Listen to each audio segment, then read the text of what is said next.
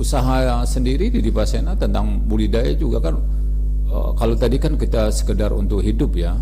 Kalau untuk sekedar hidup, kalau asal kita mau tebar jala gitu, asal kita mau lempar pancing itu kita dapat. Atau asal kita mau nanam cabai saja sudah cukup gitu. Tapi untuk misalnya usaha anak-anak gitu sekolah gitu, dari budidaya sendiri sekarang bagaimana gambarannya? Kalau budidaya itu sebenarnya gini, sebenarnya bisnis yang paling menguntungkan ya. Kalau dengan keuntungan besar maksud saya, banyak cabang-cabang pertanian, misalnya ada perkebunan, ada peternakan, tapi di budidaya udang itu menjanjikan dengan keuntungan yang besar. Tapi juga tidak boleh juga kita berasumsi bahwa setiap pembudidaya itu berhasil, pasti ada kiat-kiat tertentu. Namanya juga ini namanya bisnis juga ya. Bisnis. Kan begini kan. Masih ada pasang surut ya. Ya. Orang-orang yang pelaku budidaya itu pasti berspekulasi tinggi ya, karena dia mempertaruhkan modal yang besar. Jadi dia juga harus punya semangat yang kuat. Ada juga beberapa ilmu yang harus dia terapkan. Jadi tidak bisa juga terus kita asal tebar. Tebar aja. Dan enaknya begini kan, kalau di luar kita punya kebun sawit misalnya, dalam 1 bulan kita menghasil sekian. Di musim apapun kita akan rutinitas seperti itu. Tapi kalau di Dipasena ada kejutan-kejutan tertentu. Misalnya gini, di musim bagus kita tinggal maunya seperti apa gitu kan. Kita punya modal misalnya untuk tebaran di 30.000, berarti kita prediksi hasil kita akan sekian. Tapi di saat kita punya modal yang besar, kita juga berani berspekulasi untuk melakukan penebaran tinggi, tentunya juga dengan harapan hasil yang besar juga gitu. Jadi bisa kita setting lah seperti itu. Walaupun terkadang juga kita rontok serontok-rontoknya. Walaupun seperti itu, tapi di situ indahnya kan? Itu indahnya pertama. Terus kedua gini, serontok-rontoknya pembudidaya yang di sini ya, yang pelaku kita melakukan sendiri, itu masih juga tetap masih ada untungnya. Masih ada untungnya. Kan begini, hebatnya di Dipasena itu gini, kita pemilik tambak, kita juga jadi teknisi budidaya, kita juga jadi pelaku, kita juga yang memberi pakan feeder. Jadi kalau di luar itu budidaya itu ada tiga faktor di situ. Pertama pemilik tambaknya, kedua dia harus sewa teknisi, ada teknisinya, kemudian dia harus menyewa juga anak pakan gitu yang mengelola tambak. Jadi kalau ini semua kita, semuanya kita lakukan. Pertama dibantu istri dan anak-anak kita tentu ya. Karena gini, kalau dari sisi pengalaman udah lama lah kita yang ada di sini rata-rata di 30 tahun. Bahkan kawan-kawan yang ada di blok bawah pasti lebih dari itu, lebih senior. Dari sisi pengalaman tentang budidaya kita sudah. Tapi tentu kan ilmu-ilmu budidaya itu kan relatif berkembang ya. Ya, kan gini juga, sekarang teknologi kan sudah canggih juga. Ada grup-grup budidaya dari luar.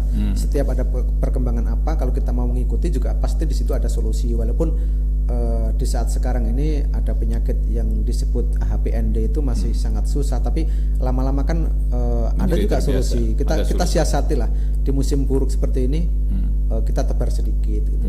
Namanya juga milik kita yang melakukan, kita mau apa saja masih tetap ada untung kita tuh sebenarnya. Maksud saya kita kembali ke kehidupan di Dipasena itu. Saya ngelihatnya misalnya kalau saya teringat kita pernah ke ini ya, Belanda ya. Oh iya. Yang apa itu? Ke Gieten. Ya itu tempat kampung nelayan yang tua ya, yang tempat wisata gitu. Saya mikirnya alangkah indahnya juga gitu kalau rumah-rumah kita ditata dengan asri. Sebenarnya tinggal kita tata saja lingkungannya misalnya. Dan itu menjadi tempat orang berkunjung tidak hanya sekedar bersuah foto, tapi juga bersosialisasi, melihat panen, ilmu budidaya. Itu juga saya pikir menarik juga ya. Kalau saya pikir gini, lebih menarik di Dipasena daripada Gieten. Mantap itu. Pertama begini, di Gieten itu kampung tua yang bebas polusi. Jadi di sana tidak ada motor, tidak ada kendaraan listrik bakar, semuanya listrik gitu. Tapi itu hanya untuk tempat singgah saja, tidak ada tempat usaha. Sementara di Dipasena itu masih tempat singgah juga tempat usaha di situ. Itu sebuah kelebihan bagi kita. di Kiton kita tidak bisa nanam cabai, nanam apa gitu, ikan juga nggak ada di Jadi sana. wajar kalau mereka misalnya terlihat indah karena memang peruntukannya begitu ya. Ya, memang mereka di Kiton itu memang difokuskan untuk wisata gitu. Tapi artinya maksud saya mungkin saja suatu saat kita buat seperti itu ya, satu jalur sangat gitu. mungkin. Sehingga kan gini ya, orang-orang di luar itu pasti nyaman gitu, datang ke Dipasena itu indah gitu ya. Minimal kan masih seminggu 2 minggu pasti seneng lah di sini ya, gitu. Dan itu harusnya kan kita akomodir ya, kita persiapkan tempat ya. Dan itu sebenarnya membuat diri kita sendiri nyaman kan. Lingkungan yang nyaman itu kita sendiri buat nyaman, bukan hanya semata untuk kepentingan pendatang, orang-orang yang wisata, tetapi juga bagaimana kita yang usaha tadi itu, keluarga kita juga nyaman di sini. Yang membuat nyaman itu ya kita sendiri, betul? Jadi gini, salah satu faktor keberhasilan dalam usaha itu juga kenyamanan. Betul. Jadi kalau misalnya kita membuat lingkungan kita, keluarga kita, diri kita itu nyaman, mudah-mudahan usaha kita juga berhasil gitu. Ada beberapa kawan itu yang membuat lingkungan itu indah gitu. Halaman dengan yang dibuat luas, taman, ditata gitu bagus gitu. Ada juga yang kayak gitu. Dibuat taman. Ada gitu. mungkin yang terinspirasi rumah mewah gitu kan. Ada beberapa kawan yang membuat rumahnya mewah gitu kan. Jadi tiap orang itu kan punya karakter masing-masing. Gitu. Ada yang merasa nyaman itu kalau halamannya luas, hijau. Ada yang punya karakter itu kalau lingkungannya itu ditanamin bunga-bunga gitu apa. Ada yang misalnya ternak gitu apa gitu. Jadi masing-masing, dan itu sangat mungkin kita buat di sini gitu. Iya. Ke depan harus mulai kita rubah yang tadinya itu di pinggir-pinggir atau lingkungan kita itu tanaman-tanaman telet kumuh ya kan? Bakau gitu kan. Ya, harus ditata dengan rapi sehingga kita sendiri kerasan dan lihatnya nyaman gitu. Siapa yang mau membuat begitu kalau nggak kita sendiri? Betul. Kalau bukan kita ya siapa lagi gitu. Gitu. Kalau nggak sekarang kapan lagi? Betul. Tapi satu titipan kata saya bahwa kita harus membuat Dipasena itu untuk usaha dan untuk budidaya berkelanjutan. Itu kalimat utama yang harus kita sampaikan. Kenyamanan yang kita buat adalah dari sebuah bagaimana upaya kita untuk membuat keberlanjutan dari usaha kita itu sendiri. Betul. Gitu. Jangan sampai kita itulah, kalau kita misalnya tidak merawat lingkungan, akhirnya kita nggak kerasan, tidak berkelanjutan. Begitu juga faktor-faktor lingkungan menjadi rusak ya. Karena tidak tertata dengan baik, itu saya pikir setuju. Tentang kekompakan lain masyarakatnya, apa yang Pak Sur lihat misalnya tentang sekarang misalnya kan warga-warga kita kan banyak yang baru ya. Kalau dulu kan kita sama-sama di training, dididik di kawah candal di muka oleh Samsul Nur Salim, sehingga ikatan batin itu kuat banget gitu. Kita tidak mungkin menyentuh barang tetangga kita ya, karena kita merasa bahwa tetangga kita itu adalah saudara kita di perantauan ini. Kalau sekarang melihatnya bagaimana keadaan? Sekarang memang tidak bisa kita pungkiri ya, banyak kawan-kawan yang mungkin sukses di sini tampaknya dijual atau sekarang digantikan oleh anaknya gitu kan. Tugas kita yang tua adalah memberikan bimbingan kepada mereka bahwa hidup di sini itu beda dengan di luar gitu. Jadi gotong royong itu tetap yang paling utama itu, kayak panen, perbaikan jembatan itu saya pikir suatu hal kekompakan yang luar biasa. Itu harus kita tanamkan ke orang-orang pendatang, anak-anak muda atau anak-anak kita yang mungkin di saat dia belajar itu di luar jauh dari kita, saat dia kembali ke sini harus kita sampaikan hal-hal itu kepada mereka. Iya, jadi kalau kita lihat kan dari sisi geografis Dipasena itu kan dihubungkan dengan kanal-kanal ya.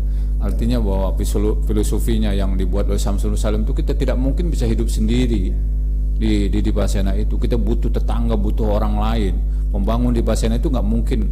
Kita punya rumahnya bagus sendiri gitu, lingkungan keren sendiri, ngapain juga kalau tetangganya juga masih sembarawut juga gitu kan, sarang ular gitu. Ya, itu saya pikir ya menarik dari sebuah peninggalan masa lalu ya. Kita diajari oleh Pak Samsul Nur Salim bagaimana kita gotong royong, kebersamaan gitu. Ya, termasuk kanal-kanal ini, maka kita buat podcast kita kanal di Pasena gitu. Seperti ini kan ya, betul. Suatu bentuk tata ruang yang sangat indah ya. Jadi di depan kita ada kanal outlet, ada rumah, di belakangnya ada tambak-tambak. Kalau rumah-rumah pertama kan yang di sebelah sini ya, Mas Yur? Yang ini di dekat outlet ini. Kalau yang ini kan inlet ya? Nah, ini inlet. Ya, ini bersih ya. Masuk saluran bersih. Bersih. Ini tambak-tambak kita dan ukurannya sama. Tidak mungkin juga kita ngiri. Ya. Kalau di luar kan ada tambak itu bentuknya segitiga, ada segi 5, segi 4, luasnya beda-beda. Kalau di sini sebenarnya sangat adil gitu. Itu juga salah satu yang membuat kita nyaman ya. Ya. Kita kalau zaman dulu kita masih awal di sini tuh kursi kita sama, Ya, ya kan? kursi sama, Catnya juga alat sama, masak, alat ya, masak juga semua sama. Sekarang tuh nggak jauh-jauh beda ya, Ya, nggak masih. jauh-jauh beda. Minimal tambak dan ukuran rumah dan ukuran halamannya sama. Ya, gitu. masih sama gitu. Ya, apalagi ya yang menurut Pak Sur perlu disampaikan indahnya di Pasena itu. Kalau kita melihat di Pasena secara global ya, dari sisi strategis lokasi untuk budidaya sangat strategis. Kita diapit oleh 2 sungai besar, jadi salinitas air budidaya kita selalu terjaga, tidak terlalu tinggi, tidak terlalu rendah juga gitu kan. Itu dari sisi geografis untuk budidaya. Sangat ideal. Sangat ideal untuk budidaya. Itu yang pertama. Yang keduanya kenyamanan tadi sudah saya sampaikan, kayak kekompakan pekerja. Lagian di Pasena itu tempat belajar yang paling ideal bagi saya gitu. Kenapa begitu? Begini, di Pasena itu unik ya. Kebetulan saya jadi pengurus P3W. Jadi banyak ilmu yang saya dapatkan di situ. Saya harus bersosialisasi, bertemu dengan anggota, dengan masyarakat gitu, memberikan penjelasan.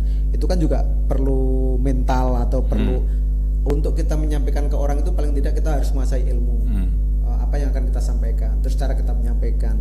Ada juga ilmu-ilmu lain yang saya dapat, misalnya kayak kita harus menjalin komunikasi dengan pejabat, dengan relasi bisnis gitu. Dan itu bukan hal yang aneh ya di Pasena, terutama untuk kawan-kawan pengurus gitu, bisa bertemu dengan pejabat setiap saat, harus bisa berkomunikasi dan mereka. Kalau di luar kan jarang, hanya orang-orang tertentu saja yang akan mampu seperti itu. Tapi kalau di Pasena saya pikir luar sudah biasa. terbiasa Sudah bagi terbiasa. rakyat ya. Bagi rakyat ketemu pejabat ketemu itu dengan biasa, pejabat itu gitu. biasa gitu. Dan diskusi terbuka mereka untuk menyampaikan aspirasi itu biasa bagi masyarakat karena memang kita dididik untuk begitu ya. Iya betul. Itu jadi kalau saya ngeliat gambaran Pak Sur itu memang wajar lah ya bahwa harusnya kita bahagia ya hidup di Pasena ini. Harusnya bahagia. Kalau ada yang nggak bahagia ada yang masalah itu ya. Ya, pertama gini, itu juga tugas kita pertama. Kita kurang tetangga terutama ya. Kalau ada orang yang tidak kerasan di sini, berarti tetangganya kurang berperan bagi saya seperti itu. Gitu. Pertama begini, kita kurang bisa memberikan penjelasan kepada tetangga bahwa di Pasena itu nyaman, pertama seperti itu. Orang di Pasena itu, walaupun itu di mana saja pasti ada ya, orang yang suka tidak suka, senang tidak senang, kerasan tidak kerasan itu dimanapun pasti ada. Tapi di sini ternyata banyak kelebihan-kelebihan, banyak kenyamanan yang akan kita dapat di sini daripada di luar. Itu tugas tetangga. Terus tetangga juga harus memberikan support dan beberapa bantuan lah, misalnya dalam pekerjaan dan banyak lain hal yang harus kita bantu itu. Karena sekarang ini anak-anak muda yang datang ini tidak paham dengan sejarah yang dulu. Jadi kalau dulu kita harus sampai bersusah payah untuk mendirikan sebuah kemandirian, terus sekarang ada yang datang terus tidak kerasan, itu perlu kita berikan penjelasan bahwa di luar ternyata lebih susah. Bahkan ada pengalaman yang unik lah bagi saya, cerita tentang tetangga gitu kan. Waktu budidaya bagus dulu dia beli kebun karet di luar. Setelah dia pindah keluar karena punya kebun karet, sebelum subuh dia berangkat deres karet itu. Berangkat pagi subuh. Berangkat sebelum subuh malah, bahkan sebelum subuh. Pas dia istirahat setelah subuh itu dia baru merenung. Alangkah sengsaranya saya ini. orang-orang di Pasena itu pada tidur gitu. Dikejar harta gitu ya. Saya harus sudah bangun beres karet itu. Terus itu runtas setiap hari. Sementara kawan-kawan di Pasena itu entah setiap saat itu ada ngumpul-ngumpul gitu kan, ngumpul bareng apa gitu yang ada kan kayak ulang tahun P3UI, ada kegiatan apa itu ngumpul, dan itu menjadi reuni terbesar lah. Satu kecamatan bisa ngumpul bersama dalam satu tempat itu sangat luar biasa gitu. Jadi kalau kita lihat kan di samping itu masyarakat kita masyarakat terdidik ya. Jadi ya bukan hanya sawit ya. Pokoknya kalau juga ke sawah kan harus setiap hari kita harus ke sawah. Ya betul. Gitu. Kalau nggak ke sawah rusak lah sawah kita. Sementara kita ini depan mata aja. Gitu. Iya, sangat dekat dan sangat mudah gitu. Bisa digantikan oleh yang lain. Gitu kan. Gitu. Istri bisa menggantikan setiap saat. Dan cara kerja kita juga nggak tiap hari full dari pagi sampai sore kan, bekerja ditambah itu paling hanya memberi pakan berapa menit gitu kan, berapa menit balik lagi nonton TV kita, ya kan? Atau ngoret gitu. Masih banyak kegiatan-kegiatan lain yang bisa kita lakukan di sela kegiatan budidaya kita gitu. Ya, kegiatan-kegiatan sosial, olahraga, tidak ada masalah ya. Tidak ada masalah. Sangat mendukung dan bisa berkreativitas apa saja kita. Sangat bisa. Wah, luar biasa itu Pak Sur. Tidak minat dijual tambaknya Pak Sur. Saya tidak pernah punya terbersit suatu pemikiran untuk menjual tambak. Masya Allah, luar biasa. Masih akan tetap di sini.